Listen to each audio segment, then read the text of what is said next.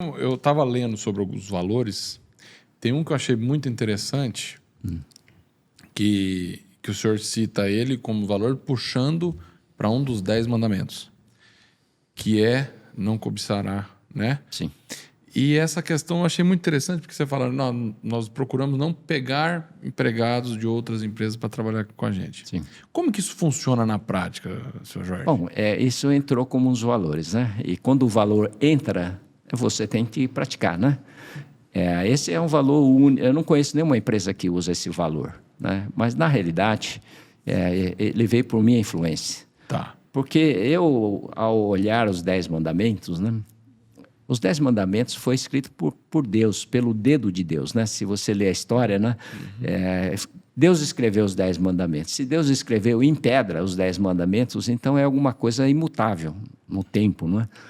Então, aparece lá no 10º mandamento, aparece: não cobiçarás a mulher do próximo, a propriedade do próximo, o animal do próximo e também o servo, né? O empregado do próximo. Está escrito lá.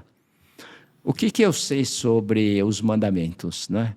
O que eu sei dos mandamentos é que toda vez que a gente viola o mandamento, a gente está pecando contra Deus, não é? Porque os 10 mandamentos é 10 mandamentos de Deus. A gente está violando o mandamento de Deus, a gente está pecando, na realidade, contra Deus. E todo pecado, ela tem consequência, não é? Tem um versículo que diz: o salário do pecado é morte, não é? Então, o pecado, ela gera morte. Às vezes não é a morte física, mas é a morte de relacionamento, é a morte de uma organização, é a morte de alguma coisa, não é?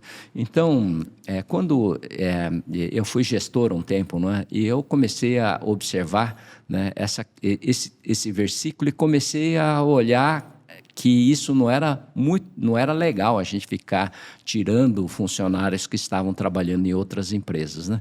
Então, aí isso acabou virando um valor. E o RH hoje, nosso RH, eles estão muito bem instruídos sobre isso, né? Todo mundo que vai lá para pedir um trabalho, né? A orientação básica é falar: bom, se ele está trabalhando em outro lugar e ele quer sair desse lugar, né, nós não precisamos descartar, falar para ele: não vão contratar você. Mas a gente faz uma pergunta para ele: olha, nós não podemos tirar funcionários que estão trabalhando em outra empresa, mas se você permitir, não é?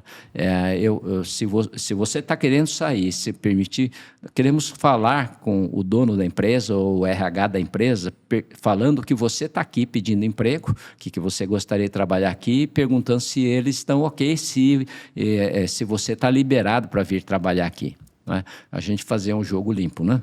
E aí a gente consulta, fala: olha, fulano está aqui, e queremos perguntar se está tudo bem.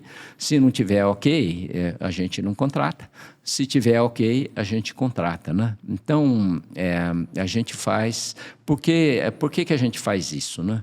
Porque muitas vezes na empresa, às vezes a empresa está precisando fazer uma redução de quadro, e a pessoa está lá pedindo emprego para a gente, e aí quando a gente fala: olha, fulano está aqui pedindo emprego, fala: puxa, graças a Deus que ele vai, que bom que vai, não é? Às vezes pode acontecer, né? Às vezes pode acontecer. Do outro lado, também pode acontecer de que o cara fala: olha, na realidade não dá, né?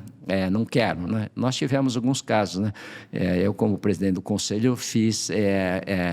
a entrevista, normalmente, com diretor e conselheiros, eu que fazia pelo final, né? Apareceu uma vez um candidato a diretor da empresa, e aí eu fui conversando e sempre jogava esse negócio: você está trabalhando aonde, né? Porque eu queria checar, afirmar, para saber se nós não estamos violando.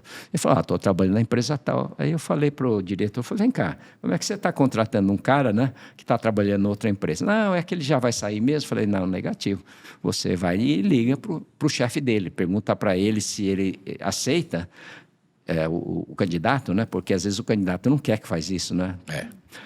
Então, pergunta para ele se ele aceita. Se ele não aceita, a gente não contrata, naturalmente. E se ele aceita, a gente vai consultar. E aí nós fizemos a consulta para o chefe dele, né? E aí o cara falou, de jeito nenhum, esse cara não está disponível e tal, né? E logo depois que ele saiu da entrevista, nós não contratamos, né? Ele foi promovido, né? Ele se tornou diretor, acho. Ajudou ele. Interessante. Nós demos um empurrão, né? Porque a empresa, de repente, teve a consciência que ia perder Acordou, né? um elemento valioso que tinha lá, né? Do outro lado, aí perguntamos para uma multinacional uma vez, né? Também tinha uma pessoa de alto nível procurando trabalho aqui, e aí ele veio e nós explicamos para ele sobre isso, perguntando se podia fazer a consulta. Aí ligamos para essa multinacional, né? Falou, olha, fulano tal está aqui, está pedindo emprego aqui, tal, né? Nós não temos um valor de não tirar funcionários de outra empresa e tal, né? Explicava direitinho. E aí ele falou, bom, eu não sei se ele está disponível, não é? Só vão poder contratar, avançar na contratação se vocês liberarem, né? Aí a pessoa que era o diretor dessa empresa multinacional falou, não, pode ir, nossa política aqui é realmente permitir que as pessoas sigam, né? E aí nós contratamos, né? Mas o que eu achei mais curioso, né, de tudo foi a manifestação que a diretora dessa multinacional fez ao final. Falei, cara, eu gostaria de trabalhar numa empresa assim. Né? Então, ela olhou com muita admiração, né? Apesar de estar trabalhando nessa área.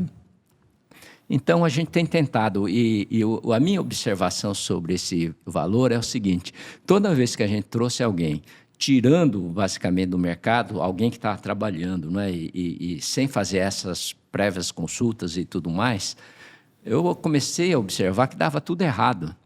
Essas pessoas não se enquadraram na empresa, foi ruim porque a empresa perdeu um funcionário e para nós também foi um problema, porque de repente a gente contratou para preencher um cargo, de repente esse cara não estava mais lá, não é?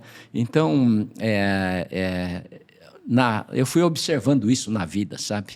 Eu acho que no mundo espiritual a gente tem que entender isso, que as coisas que aparentemente, não é, pode parecer inofensivo, na realidade, em se tratando de mandamentos espirituais, ela tem consequência severa.